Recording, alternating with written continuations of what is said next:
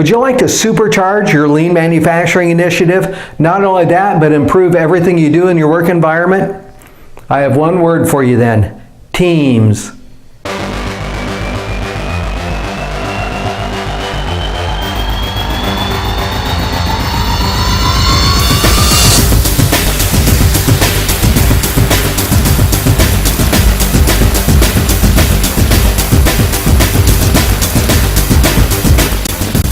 Hi, Brian McCorder here, Black Belt Lean Thinking. And the first experience I ever had with lean manufacturing failed. I was with an organization and we tried to get a lean program going around 1997, and it just did not take off. A few years later, around 2005, they decided to try again, but this time they decided to do it along with self-directed work teams, creating teams where there are departments. When we talk about a department of work, really we're talking about an area. When we're talking teams, we're talking about the people.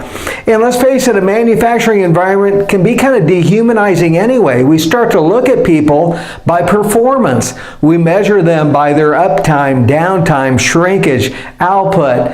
Yeah, like I said, it's very dehumanizing. And there's something about teams that really resonates with us. We were created as social beings, and we work best with one another in a community or a team. There are actually 3 stages that all of us go through in life. The first stage is dependence. If you're an adult, that means someone took care of you as an infant. If someone didn't take care of you, you died. Again, we were fully dependent as infants and young children. Then we mature and we become independent.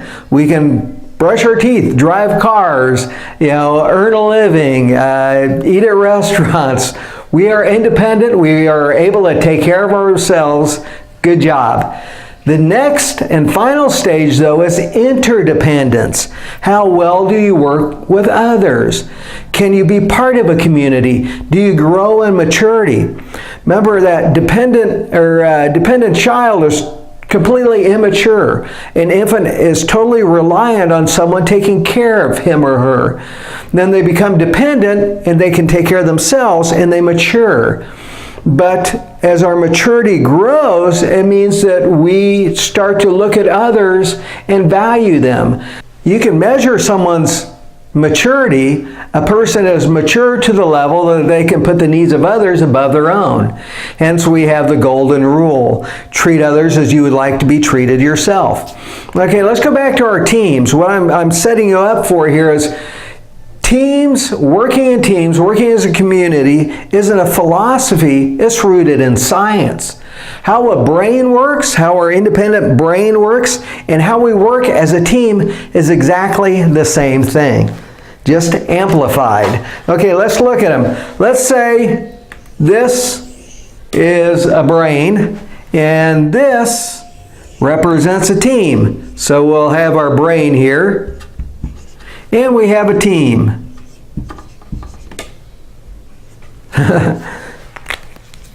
Good save from an N to an M. Okay, with the brain, we've got neurons. Neurons are basically brain cells. They store and transfer information. In a team, we have people. They store and transfer information. Now, scientists tell us, and have told us for quite a while now, I think they're just trying to get at our self-esteem, that we only use about 10% of our brain. We have somewhere between 80 and 100 billion neurons. But it's not what you have, it's what you use. It's how much of your brain is engaged. Same with your teams. How many of your people are engaged? In the U.S., we're at kind of a crisis of engagement. Depending on your industry, the Gallup organization has done a lot of studies on this, and them and other organizations say, again, depending on your industry, that you've got an average engagement in your workforce of somewhere between 18 and 37%. So like that brain, a lot of our people are not engaged. Okay, let's go back to looking at the similarities here. here. Okay, we have the neurons. A neuron is a brain cell, part of your nervous system, and again, it stores and transfers information. The more you use them, the more they grow. We used to believe that we had kind of a fixed level of intelligence, but we've learned over years with neuroscience that there's something called neuroplasticity, that we can actually improve our intelligence. We can grow, we can strengthen our brain the same way that you strengthen your muscles. We can do the same thing with our work environment, with our people, by again challenging them and creating a good environment for growth. With these neurons, as they connect with one another, again, when you have thoughts, when you're learning things, you form something called a synapse, synaptic activity. The more often you think something, the better you learn something, the stronger those neural pathways get, where you learn something and you've got it really down. We'll even get to the point where you've done something often enough and your brain has kicked it to the subconscious. The subconscious takes over. Now it just runs on its own on autopilot.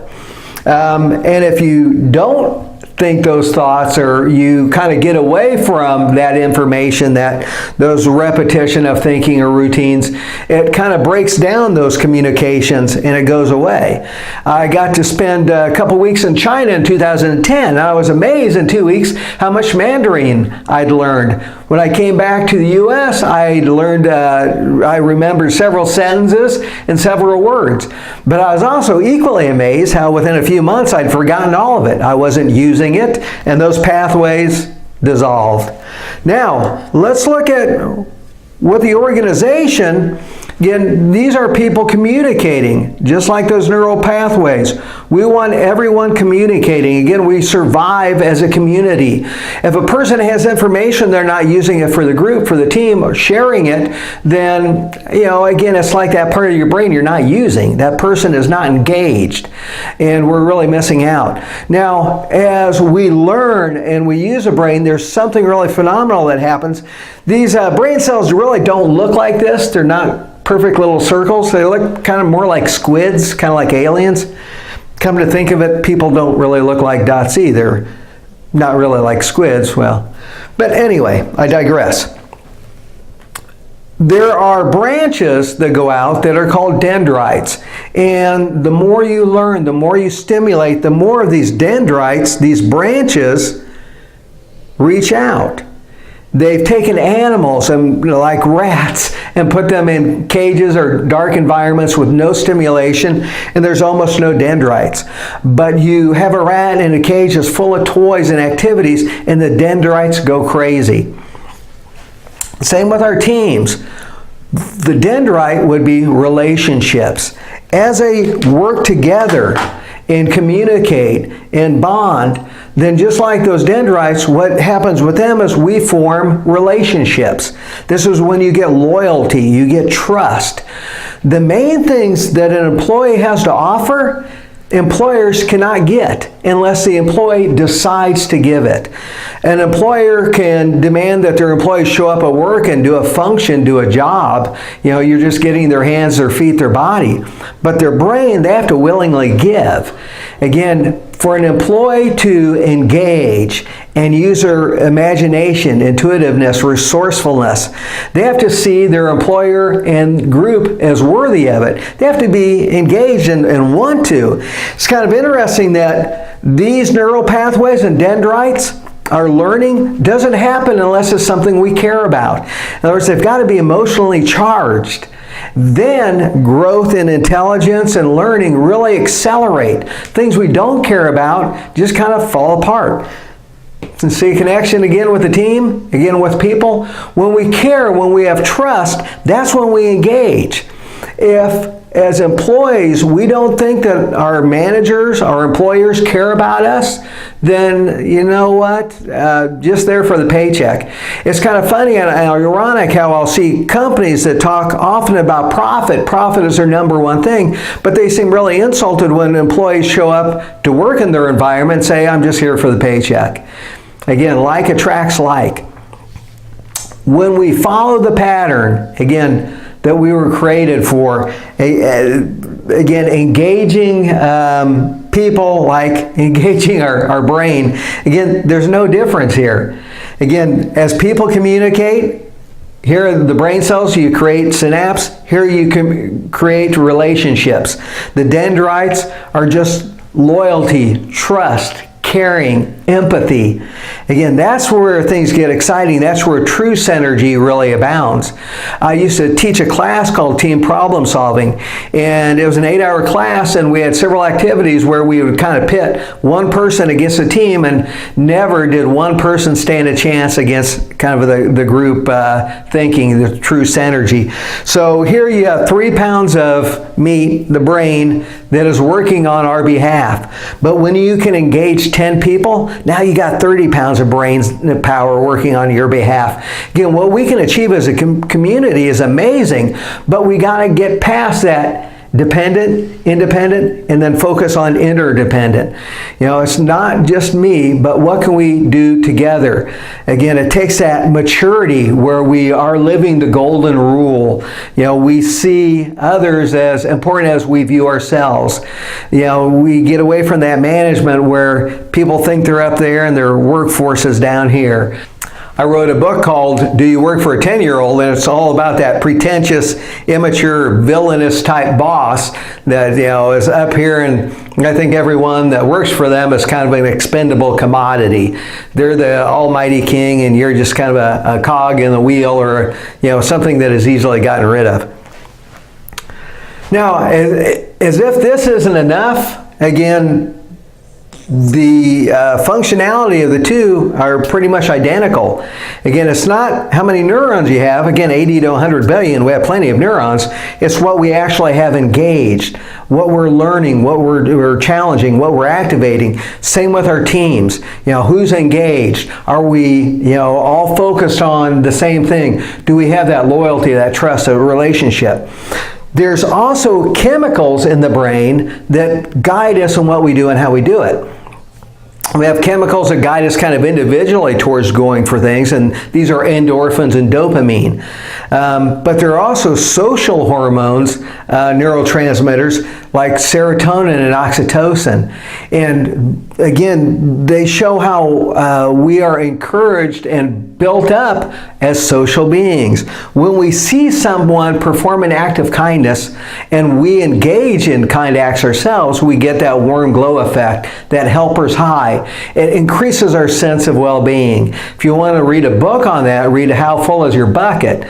Again, there's a lot of science behind this. As I mentioned in the beginning, this isn't about philosophy. This is rooted in science. Our brain and a team work the exact same way. This is just this, but amplified. Again, whatever your work environment, be it a restaurant, a dairy farm, retail, manufacturing, use teams. If you don't have formalized teams, you have informal teams. We call these cliques. Again, we group together. We're social beings. That's what we do. Again, might as well create an environment that fosters good teamwork, gets everybody engaged, and then, wow, I feel sorry for your competition because they don't have a chance. You're going to have an amazing workforce, you're going to do amazing things, and people aren't going to want to go work anywhere else because that's the type of environment we were made to work in. I hope this challenged you. Again, look at your own organization, and I highly recommend even changing your terminology. Not departments, think teams. Not areas, people. Till next time, Brian McWhorter. Hit like, subscribe. Thank you for watching.